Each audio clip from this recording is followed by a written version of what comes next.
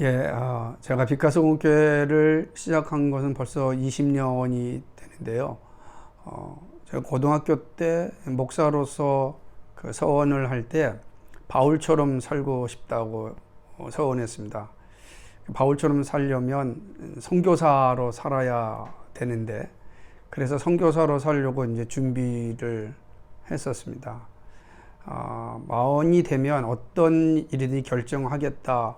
그 결정을 준비하고 있었을 때, 이제 드디어 선교사로 갈 수 있는 문이 열렸습니다.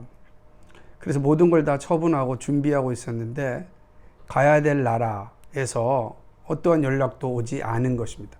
그렇게 한 6개월이 지나면서 하나님께서 저에게 또 다른 길을 주시는 건 아닐까 이렇게 기도하고 있는 중에 제 후배로부터 현재 저희 교회가 있는 지역을 소개해 받았습니다. 그래서 선교사로 가는 길을 멈추고 현재 있는 지역으로 가게 되었습니다. 가보니까 그곳이 마치 선교지처럼 여겨지게 된 겁니다. 그렇게 해서 빛과 소금교회가 시작되었습니다.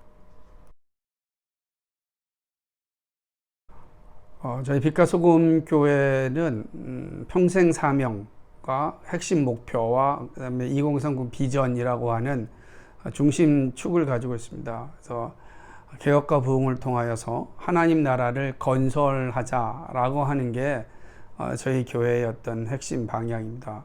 그래서 핵심 목표로는 삼위 하나님을 찬미하고 온 백성에게 칭송받고 구원받는 자가 더하여지는 교회가 되자. 그리고 2030 비전은 10명의 선교사와 10개의 교회를 분립개척하고 100명의 선교사 100개의 교회를 후원하고 500만 명에게 복음을 전하고 그리고 사회적 약자를 잘 섬김으로 교회의 균형을 이루는 그러한 교회가 되자라는 게 교회의 어떤 비전이고 또 목표이기도 합니다. 그래서 교회가 추구하는 이 사명과 목표와 비전의 핵심은 예배입니다. 특별히 설교가 저에게서는 가장 중요한 사역이라고 할 수가 있습니다. 반면에 교회와 관계에 있어서 이 설교가 중요한 이유는 정직한 질문과 정직한 답변이 이루어지는 공간이기 때문에 그렇습니다. 설교가 끝나고 오후에는 그날 설교한 것, 또 그날 강의한 것 가지고 성도들과 함께 질문과 대답을 하는 시간을 가짐으로써 좀 총체적인 신앙을 이게 만들고 또 교회를 세워가는 것, 그것이 저희 교회의 어떤 모습이라고 할 수 있습니다. 특별히 이제 목회 가운데 기억나는 건 처음 교회를 시작하였을 때 찾아왔던 한 청년이 있었습니다. 그 청년은 청성교도소에서 이제 막 출소한 친구였는데 그 친구가 와서 품에서 칼을 빼고 저 앞에 내놓으면서 저와 함께 대화를 나눴던 비가 억수로 쏟아지는 밤이었는데 그게 상당히 큰 경험이 있고 그 친구는 지금 잘 지내고 있고 또 교제도 하고 있습니다. 그게 아마 제가 처음 사역을 할 때 첫 번째 겪었던 경험입니다. 두 번째 가장 큰 경험이 저한테 중요한데 교회가 이제 새롭게 성장하고 되어지면서 지역을 잘 섬기려고 노력을 했습니다. 근데 지역을 섬기고 있을 때 지역에 있는 한 그 어르신이 찾아와서 상당히 불만을 제기하는 겁니다. 왜 교회가 지역을 섬기지 않느냐. 그러니까 이전에 있었던 교회들이 잘 섬기지 않았던 그러한 모습이었던 것 같습니다. 그래서 그 상황 가운데 지역 섬김이 교회 본질인데 교회가 이 일을 잘 하지 못한 것에 대한 아쉬움이 이제 느껴졌습니다. 그래서 그 이후부터 교회를 지역을 섬기기 시작하였습니다. 그렇게 한 10년 정도 섬기고 난 이후에 이제는 지역의 어르신들이 이 어린이 주일만 되면 또 명절만 되면 오히려 저희 교회에 선물도 갖다 주고 아이들을 위해서 좀 써줬으면 좋겠다 이렇게 또 헌금도 하는 이런 또 경험들이 있습니다. 그래서 지금도 매우 좋은 관계를 맺고 있고 돌아오는 16일도 초복인데 이 초복 행사를 또 어르신들과 또 지역과 함께 할 것입니다. 이게 이제 역전이 되는 그런 또 경험이 사실은 있었습니다. 기독교 윤리실천운동본부에 참여하게 된 거는 뭐 한 1990년 정도, 그러니까 군대를 제대하고 난 이후에 갈등 속에, 제 청년 시절의 갈등 속에서 새로운 공간을 찾으려고 했을 때 기훈씨를 만나게 됩니다. 그것은 군대에 있을 때 엄청나게 많은 고민을 하게 되었던 그런 시절을 공부를 통하여서 채워지는 그런 계기가 기독교 학문 연구회였었는데, 기독교 학문 연구회와 함께 기독교 윤리실천본부가 같이 있었습니다. 그래서 자연스럽게 기훈실에 참여하게 되었고, 기훈실 운동은 제가 한 7년 동안 준비하며 썼던 논문의 어떤 결론 부분에 해당되는 부분이었습니다. 제 논문이 프란츠 셰퍼의 사회개혁론 연구였는데, 한국에서의 사회개혁을 어떻게 할까, 그 한 지점이 바로 기훈실이었습니다. 그리고 기훈실에서 또 한 30여 년 동안 함께 사역을 하면서 제 스스로도 제가 공부한 것의 어떤 증거도 확신도 또 이렇게 확인도 하는 그러한 과정이었고, 반면에 저 스스로도 목회를 하면서 실질적으로 어렵고 힘들었던 상황들을 또 잘 이겨낼 수 있는 그런 좋은 공간이 되기도 했습니다. 그래서 기훈실은 저한테서 매우 소중한 그런 공간입니다. 뿐만 아니라 기훈실에서 만났던 손봉호 장로님은 그리스도인이 어떻게 살아야 하는지에 대해서 저에게 아주 좋은 모델이 되었기 때문에 그런 측면에서 기훈실은 저에게 매우 중요한 공간이었습니다. 그래서 저의 어떤 젊음도 다 기훈실과 함께하는 시간을 가지게 되었습니다. 청년들의 기독교 시민운동 참여는 매우 중요하다고 저는 생각합니다. 그 이유는 성경이 우리에게 그 일을 말씀하고 있기 때문에 그렇습니다. 예수님께서 말씀하시기를 하나님을 사랑하고 내 이웃을 내 몸과 같이 사랑하라 이렇게 말씀하셨습니다. 우리 이제 이웃을 사랑하는 것 이 자체가 예수님의 명령입니다. 뿐만 아니라 창조 명령이기도 합니다. 창조 명령은 창세기 1장 26절과 28절 말씀인데, 땅에 충만하고 번성하여 땅을 다스리라 라고 하는 명령이죠. 그래서 예수님의 명령과 이 창조 명령에 근거하여서 우리는 시민운동 또 사회개혁에 열심히 참여해야 된다고 저는 생각합니다. 이 사회개혁이나 또 사회 참여에 있어서는 세 단계가 있는데, 가장 밑에 단계는 지역에 섬기는 일종의 사회복지운동 같은 것이라 할 수 있습니다. 두 번째 단계는 시민운동, 이게 참여하는 거를 할 수 있습니다. 환경운동이라든지 혹은 다양한 시민운동에 참여하는 거. 그리고 이제 가장 적극적인 사회 참여 운동이 정치운동이라고 할 수 있습니다. 저는 이 측면에서 정치라고 하는 것은 특별한 소명이 있어야 됩니다. 그러나 시민운동 자체는 이거는 시민으로서 우리가 모든 영역에 적극적으로 참여해야 되는 일반적 사명이라고 할 수 있습니다. 저는 청년들이 이 시민운동에 적극적 참여함으로써 창조명령이나 그 다음에 예수님 말씀은 이웃을 사랑하라고 하는 이 명령을 삶의 현장에서 실천하는 겁니다. 그래서 저는 시민운동에 적극적으로 참여하는 것이 기독인으로서 매우 중요하다. 특별히 젊은 시절에 이 현장에 참여하면서 하나님의 일하심이 어떤 것인지를 우리가 볼 수 있는 그런 기회입니다. 그래서 저는 기독시민운동에 적극적으로 참여하기를 원하는 사람 중에 하나입니다.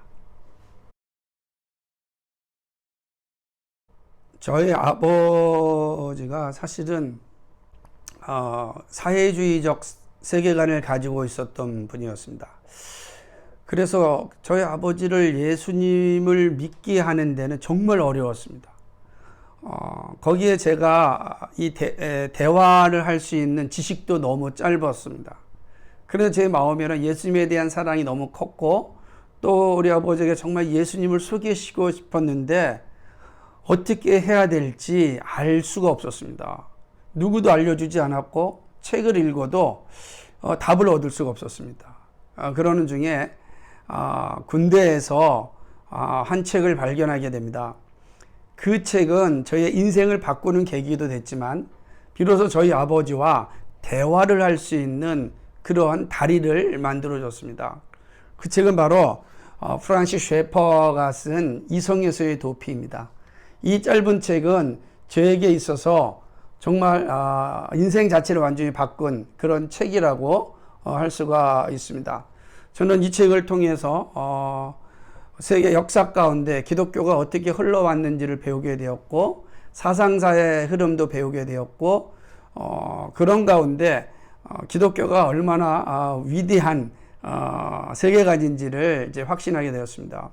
그리고 이 셰퍼의 이성에서의 도피를 통하여서 비로소 사회주의적 세계관을 가지고 있는 저희 아버지와 대화를 나눌 수가 있었고, 저희 아버지가 가지고 있는 세계관의 빈약함을 공격할 수 있고 변증할 수 있는 그런 기회가 되었습니다.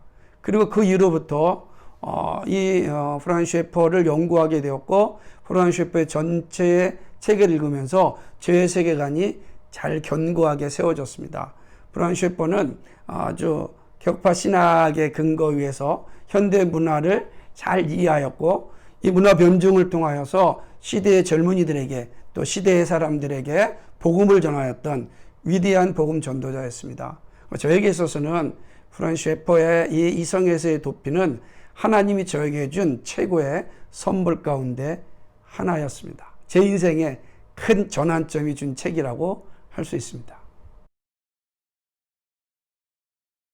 한국교회 세계가 운동의 시작은 기독교 윤리 실천 운동의 시작과 거의 비슷하게 진행됩니다.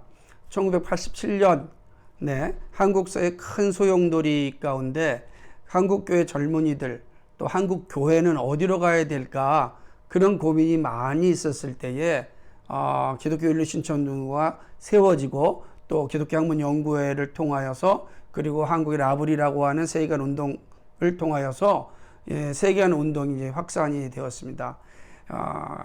성경의 눈으로 세상을 바라보고 이해하고 세상에서 살아가야 한다. 그리하여 하나님의 나라를 이 땅 가운데 이루어내는 일을 해야 한다. 라고 하는 것이 이제 세계관 운동의 핵심이었고, 그 혼돈된 시대 가운데 진행되었습니다. 저 역시 90년도에 이 세계관 운동을 통하여서 또 프란시스 셰퍼를 통하여서 제 세계관이 온전하게 또 자리 잡게 되었고, 그 이후로부터 세계관 운동을 열심히 하였습니다.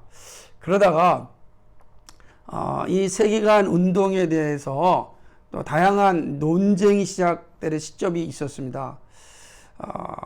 왜냐하면 이 성경적 세계관 운동, 기독교 세계관 운동이 개혁주의 세계관 운동이다. 그래서 신학적 운동으로 싸움이 펼쳐지는 상황이 일어나면서 세계관 운동이 매우 침체되는 그런 시간을 가지게 되었습니다. 그러나 여전히 지금도 세계관 운동이 매우 중요합니다. 그렇게 싸우게 됐던 그 원인 중에 하나는 세계관이 명제적이냐 아니면 내러티브적이냐라고 하는, 제가 생각할 때는 소모적인 전쟁이었는데 둘 다 필요합니다. 우리가 명제를 가지고 또 내러티브적 방법, 둘 다 세계관 운동의 매우 중요한 요소라고 볼 수 있습니다. 오히려 지금이 세계관 운동이 필요한 시점이 되었습니다. 그 이유는 포스트 모더니즘 세계관이 지배를 하고 있고, 다원주의가 교회 안에 깊숙이 들어와 있습니다. 이런 시대에 성경적 세계관으로 잘 무장되지 아니하면 이 세속적 세계관, 포스트 모더니즘 세계관 속에서 우리가 길을 방황할 수 있습니다. 그러므로 길을 방황하지 않고 하나님이 세우신 이 하나님의 나라, 우리의 창조 명령을 잘 이루어가기 위해선 우리는 이 세계관 운동 또 세계관을 바르게 세워야 됩니다. 그래서 앞으로도 이 성경적 세계관 운동은 매우 중요하고 좀 더 세밀하게 또 교회를 세우는 운동으로 한 신앙의 정체성을 세우고 길을 잃어버리지 않고 하나님의 나라를 위하여 달려가는 그런 운동으로서 여전히 중요하고 필요하고 더 적극적으로 이 운동을 해야 한다. 이렇게 말씀드리고 싶습니다. 청년 시대는 가장 위대한 시대입니다. 그러나 청년들이 길을 찾지 못하면 가장 불행한 시대가 될 수 있습니다. 저는 이 청년이라고 하는 이 시대는 길을 찾았으면 좋겠습니다. 사실 제가 그래서 청년 길을 찾다라고 하는 그런 책도 집필하기도 하였는데요. 그 이유는 청년들이 길을 찾을 때 비로소 소망이 있는 삶을 살게 되고 이 민족도 이 교회도 소망이 있기 때문에 그렇습니다. 그런 길을 찾기 위해서는 어떻게 해야 될까? 저는 청년들에게 한 가지 꼭 부탁드리고 싶은 것은 정직한 질문을 많이 던졌으면 좋겠습니다. 삶에 대한 정직한 질문을 많이 던지고 그 답을 성경을 통하여서 찾았으면 좋겠습니다.